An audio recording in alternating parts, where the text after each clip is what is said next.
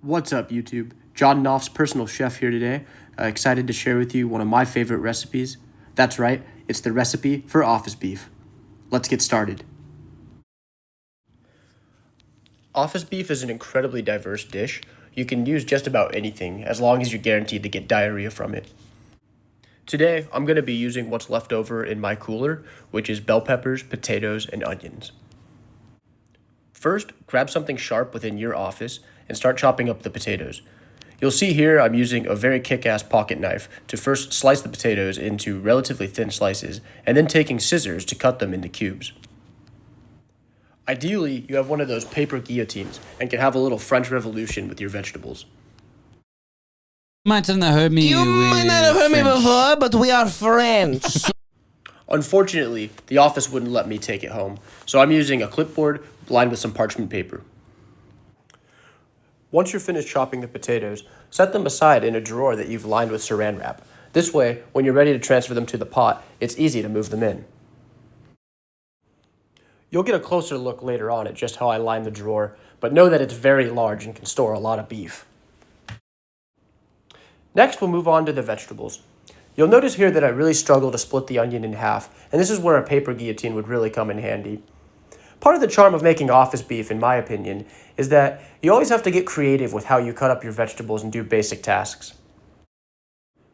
Once you've done your best Koberger impression on the onions, go ahead and transfer them to your filing cabinet. You'll notice here that I keep them separate from the potatoes, and that's because the potatoes will take longer to cook. We'll repeat the process once more with the bell peppers. Notice here how I learned from my mistakes with the onion, and I pull out my kick-ass karambit to first slice the bell peppers.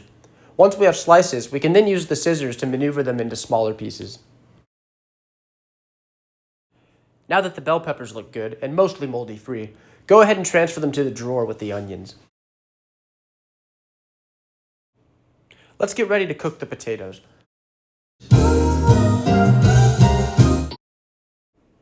If you emptied out a filing cabinet to get your drawer, light a modest and controllable flame underneath the empty space, and then use the top as your stove.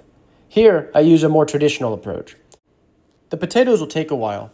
Use a mix of olive oil and butter and let them get nice and crispy. You want them to sit on several minutes for each side. That's how you get that nice golden brown.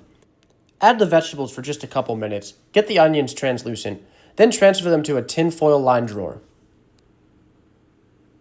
If your office doesn't have adequate drawers, you can instead line a briefcase on the inside with tin foil.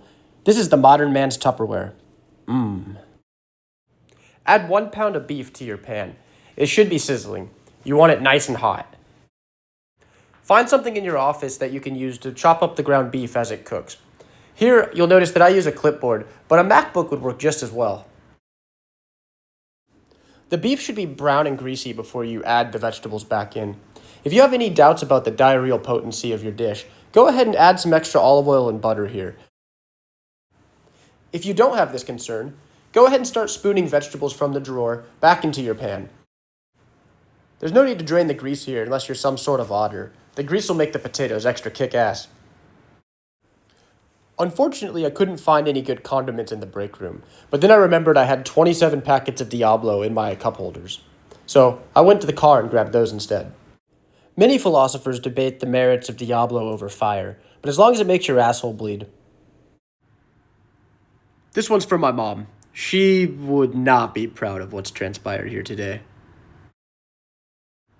Stir in that sauce, give it a couple more minutes, and you're almost there. Office beef a la John. Presentation can elevate this dish from slop to slightly better slop.